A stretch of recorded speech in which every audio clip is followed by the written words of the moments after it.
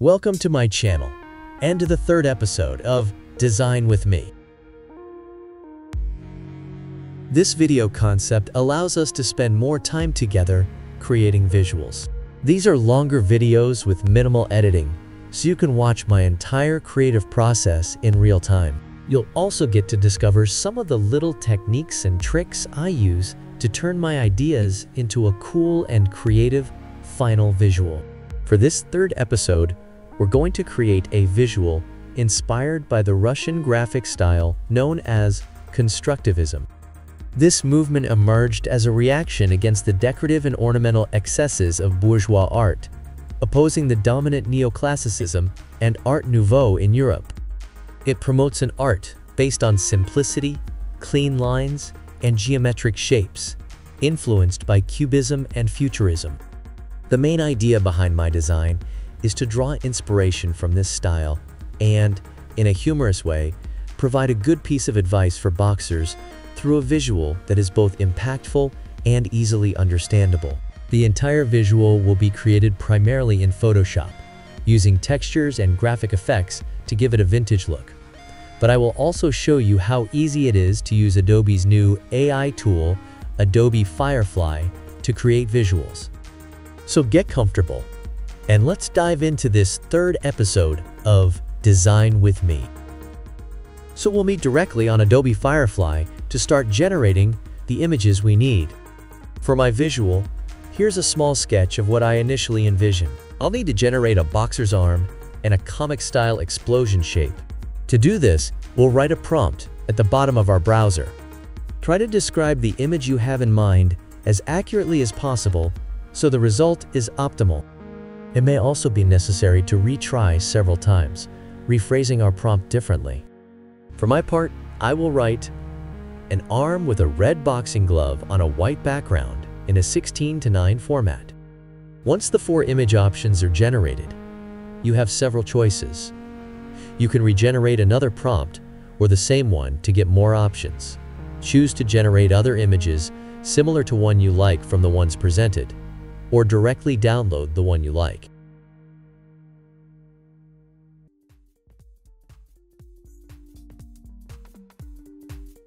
For my second image, I will request this prompt, a minimalist explosion illustration, and I will choose a graphic style that is directly adjustable with Firefly in the left column. I will select that comic style look that I was originally looking for. Once the images are generated, I'll choose the one that seems the most impactful and download it. Now that we have all our images, we'll meet in Photoshop. We'll start directly on an A4 canvas, oriented horizontally to have a broader and more impactful visual. I'll start by adding the text that will be one of the main elements of my visual. I'm going to begin by writing the word JAB, which is the term for a direct punch in boxing. To make sure my typography fills the entire visual, I'll need to choose a sans serif font that is already designed to be wide. I found a font called Humane that meets all the requirements. Using Ctrl+T, I'll select and distort my typography to fill the maximum area on the left. Since the font is already somewhat distorted, this won't significantly affect the typography's appearance. To ensure the overall visual and my typography are correctly positioned in the space, I'll create a guide using the shortcut U to draw a rectangle, to which I'll assign a black stroke. Once drawn and positioned along each edge of my workspace, I'll adjust the stroke's thickness and choose the one that seems the best size. Once my guide is created, I can reshape and position my typography so it fits this new outline as best as possible. I noticed that the bottom of my J naturally extends a bit, so in my text settings, I'll raise it little by little until the curve of my J rests on my outline. It's not a problem if the top of my J extends beyond the top. We'll use a mask later to correct that. Let's continue with the typography and complete our phrase. I'll duplicate my text layer by dragging and dropping it onto the little plus sign at the bottom right of my Layers panel. Then I'll change my text to the word IT, which I'll move below and to the right of my first word. This word will be aligned almost in the middle of the visual, leaving room for my boxing gloves. I'll duplicate my text by holding down the Alt key and left-clicking to copy and move my text layer, then replace it with an exclamation mark to fill the right edge of my visual. I'll then bring my text layers closer together, select them, and stretch them horizontally to fill as much space as possible, ensuring they align with my previous guide. There's a small detail in the typography that bothers me. The I isn't quite as readable as I'd like, so I'll transform it into a lowercase I. To do this, I'll use the rectangle tool to draw a rectangle the same thickness as the inner loop of the letter B to maintain consistent spacing in the typography. Then I'll position it so that it's aligned with the bar of the letter T and covers my uppercase I. Once that's done, I'll rasterize all my text layers and group them into a single layer group. Now let's quickly hide the top of my J to achieve the final look of my text. To do this, I'll simply duplicate the white rectangle used for my I and place it so that it aligns with the other letters.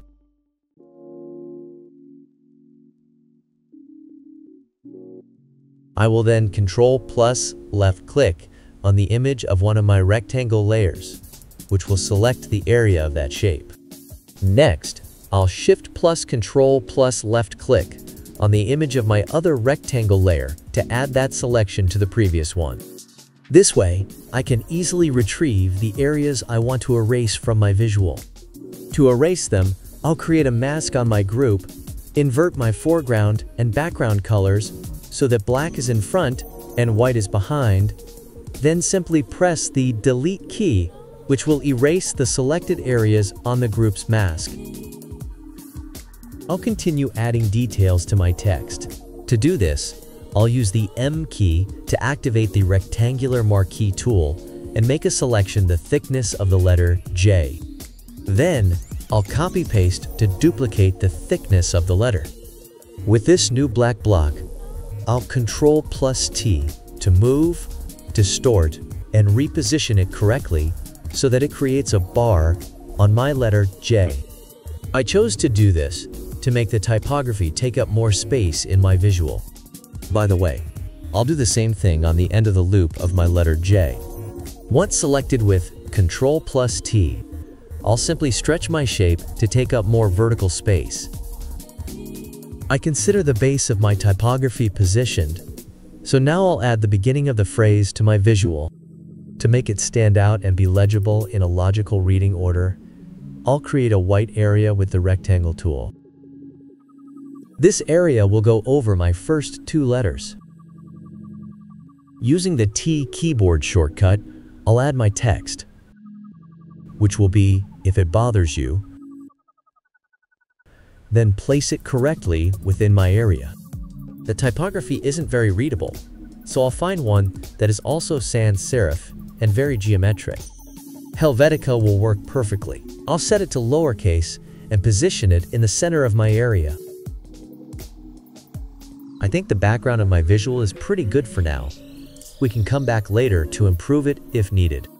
Let's move on to the second main element, my fist image generated with Adobe Firefly. I'll import it directly into my workspace. Then I'll go to the Select tab and choose Subject to ask Photoshop to automatically select my subject. By zooming in a bit, we can see that the selection isn't perfect, so I'll refine it using the shortcut J, which is the Quick Selection tool.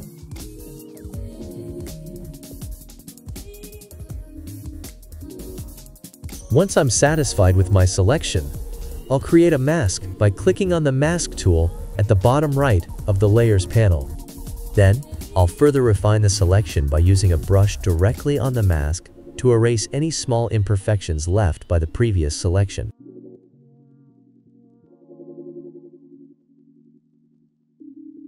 Once my image is properly cut out, I'll use Ctrl+T to reposition my layer, placing it so that the fist is at a diagonal that exits the frame to the left, giving an impression of power and intrusion into the composition. This also helps highlight my glove in the white area I intended for it. I just noticed that my letter B is less readable, and if someone isn't familiar with the term jab, it might be difficult to read. To fix this, I'll use the rectangular marquee tool by pressing M to select an area behind my boxing glove. Then, with Ctrl+T, I'll move the selected area so that the junction of the two loops in the letter B is lower, thus improving the readability of the character. Like this, as you can see, the composition is more legible now.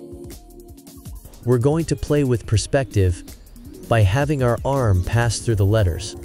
To do this, I'll arrange my layers so that the layer with my arm is above the group containing the letters. Then, I'll simply select the group and drag and drop it onto the little plus sign at the bottom to duplicate it. Next, I'll place the new group above the layer with the boxer's arm. From here, using a brush, I'll erase areas of text directly on the mask. To preserve readability, I think it's more interesting to bring the first letter to the foreground and then have the arm pass through the letter A, giving the impression that it's piercing through the letter to crush the B in the front. I'll reposition the text in lowercase and use Ctrl+T to deform it and give it a diagonal axis, as if it's following the direction of the JAB. This adds dynamism to the composition and gives a sense of direction. Now, we're going to import our second element, the comic style explosion. Just like with our first image, I'll cut it out directly using the quick selection tool by pressing J. Once my area is selected, I'll apply a mask to the layer, and with a brush, I'll correct my mask as much as possible. When I'm satisfied, I'll place my layer beneath the boxing glove layer and use Ctrl+T to move and distort the shape so that it's positioned harmoniously and to my liking. To add depth, I'll make sure that the explosion overlaps the text, making the image more impactful.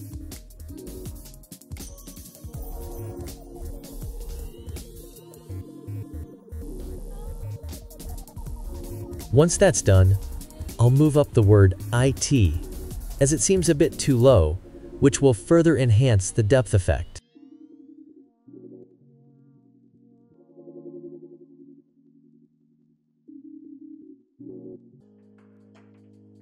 I'll then mask the bottom edge of my visual so that the word IT fits within the general frame of the visual. At this point, we've finished the composition part of the visual. We'll now move on to a more aesthetic part, adding graphic details like textures and vintage print halftone effects. I'll start by converting the layers of my two images into smart objects. This will allow me to make modifications and add effects in a non-destructive manner. Then, I'll go to Filter and click on Filter Gallery. Once in the new interface, I'll look for an effect called Halftone Pattern, which creates a halftone effect, here in the form of dots on my image. I'll then adjust its size and contrast settings. These settings will vary depending on the size of your image, but I find the effect works well with a size of 2 and contrast at 1/3. Here, there's a problem. The base image is too dark. To fix this, we'll cancel our modification, return to our image layer, and double-click on it. This will open it in a new Photoshop tab, allowing us to make changes here without affecting our general workspace. Since I need to lighten my image, I'll simply add an adjustment layer called Brightness and Contrast, and increase both values to enhance the image. With a simple Ctrl+S, I'll save my modifications, which will automatically update my smart object in my general workspace. We'll redo the same steps. Go to Filter, click on Filter Gallery, and reapply our halftone pattern with the same settings. You'll notice that the lines of my images are much more visible after adding contrast and brightness. Once adjusted, just press OK to confirm. Now let's move on to our second image and open the Layer Style panel by double-clicking on our layer. We'll go to Gradient Overlay to set a gradient on our shape. I'll select a basic black and white gradient and, most importantly, set the gradient style to radial, so it originates from the center of our shape. I'll invert it by clicking Reverse, and we'll reconfigure it by clicking directly on our gradient bar. In the new panel, we'll move our colors so that the black is only present at the edges of our shape. This way, the white under the boxing glove will make the image stand out more and give it a sense of depth. Then I'll apply the same effect as on the boxer's arm by going to Filter Gallery. Once the halftone effect is applied, we'll focus on adding color to our visual to make it more impactful. To keep it minimalist and continue with a vintage style, I'll add an effect layer called Gradient Map. This is another gradient that applies based on the intensity and brightness of the layers below. To configure it, simply click on the gradient bar. Once in the new window, I'll be able to add colors by clicking on the same line where the small black and white squares are located. And I'll start by adding a red. As you can see, our red color has just been added between our black and white on our visual. Based on our rendering, we'll add more colors to the gradient, and I'm thinking of adding yellow to complement my red. By moving the color squares, I can change the location where my color will be defined on the image. It's up to you to decide how you want it. For me, this looks pretty good. Here's a closer look at how it might appear. I'm going to enhance the image a bit more by adding an effect layer named Levels, which will allow me to adjust the intensity of my black and white colors. We'll fine-tune it with another effect layer, Brightness and Contrast. I noticed that my explosion lacked punch, so to fix that, I'll add a new effect layer, Gradient Map, and by right-clicking, I'll apply a clipping mask, which will allow me to apply the gradient map only to the layer below it. Then, I'll adjust this effect layer. The adjustment here is tricky because it also considers the gradient map layer above. So here, what will interest me is setting lighter colors to capture only the colors in the light areas of my first gradient map layer. As we can see, we've brightened our explosion by replacing the black with red. We'll fine-tune the appearance of our boxer's arm image with another brightness and contrast effect layer to enhance the details a bit. And to apply it only to this layer, I'll right-click and select Create Clipping Mask.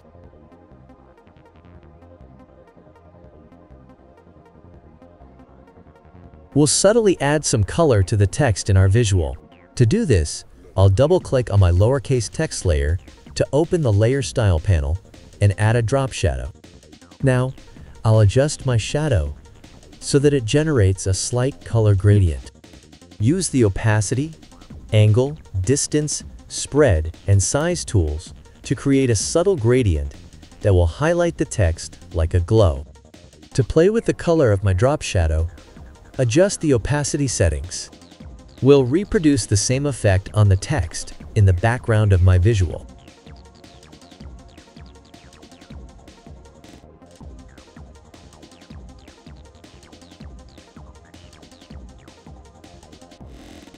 To make the boxer's arm stand out, I'll also double-click to access the Layer Style window and add a drop shadow. which this time will have 100% opacity. This won't create a color gradient and will add depth to make the layer stand out even more. Before moving on to the final rendering effects, I'll add my artist's signature, my double smiley. I think it will fit well right here, on the dot of my exclamation mark. It's quite discreet, while still being in a classic position for an artwork signature. Now, let's focus on the overall aesthetic aspect of my final visual by adding some texture and effects to give it a slightly vintage and worn-out look. First, I'll add a texture, crumpled parchment paper, that I scanned using my printer. I thought the grease stain left after using it could work well in my composition, as it aligned perfectly with the curve of my punch. Once imported and positioned, I'll modify its blending mode to integrate it into the visual. I'll select Linear Burn, which seems to be the best option as it highlights the creases in the texture while preserving the overall look of my visual. I'll also try adding a second texture, a cardboard paper texture.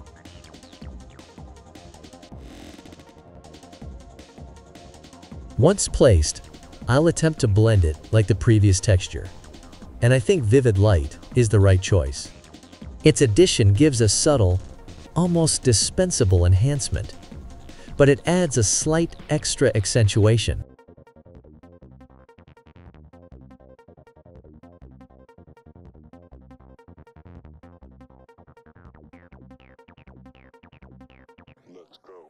I just realized that the white area of my lowercase text zone wasn't properly positioned, so I'll use Ctrl+T to resize it so that it aligns with the letter A.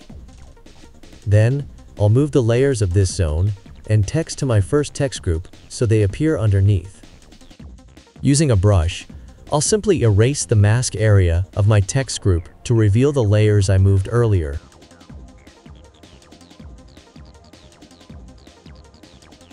That's it for my texture addition. I'll move on to the last part, which involves adding aesthetic effects. What I like to do once I'm done with my composition is group all my layers into a single group.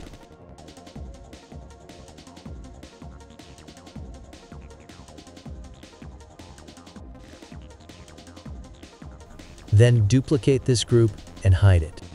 This allows me to preserve my layers in case I decide to make changes to my visual later.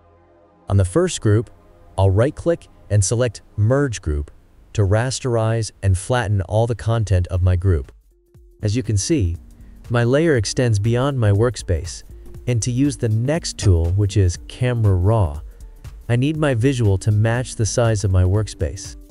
To do this, I'll press Ctrl+A to select my workspace, then Ctrl+C and Ctrl+V to copy and paste my selection.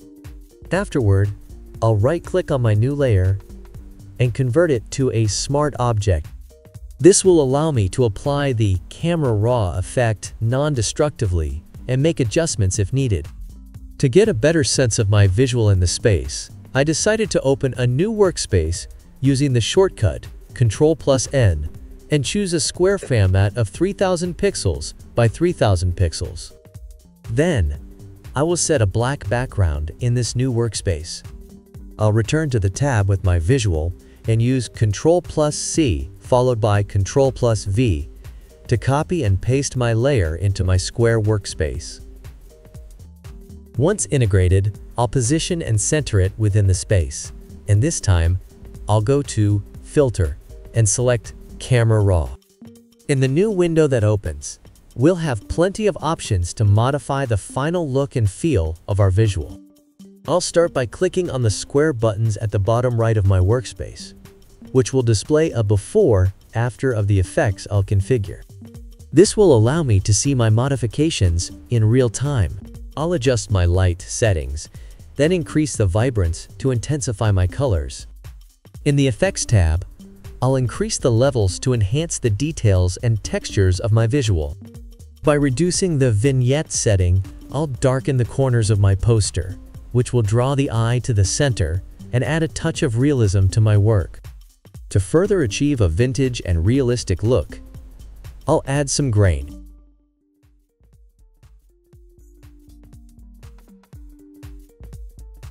I'm quite satisfied with the result, so I'll stop here by clicking OK.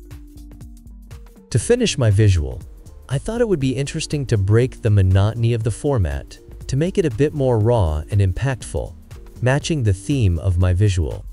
To do this, I'll apply a technique to tear the right edge of my image. I'll start by importing a torn cardboard paper.png file and position it along the right edge of my image using Ctrl+T. Make sure it doesn't extend beyond the right edge, but slightly overlaps the top and bottom. The reason for this is that it will serve as a selection area. To do this, I'll press Ctrl+ left click on the image of my texture layer, which will define a selection area in the same shape as the content of my layer. Then, using the selection tool shortcut M while holding down the Shift key, I'll add a selection area around my poster. With my selection complete, I'll transform it into a mask using the button at the bottom right. And there you have it. The right edge of my poster is torn. And that's the end of the creation of my visual. After a few touch-ups, here's my final result.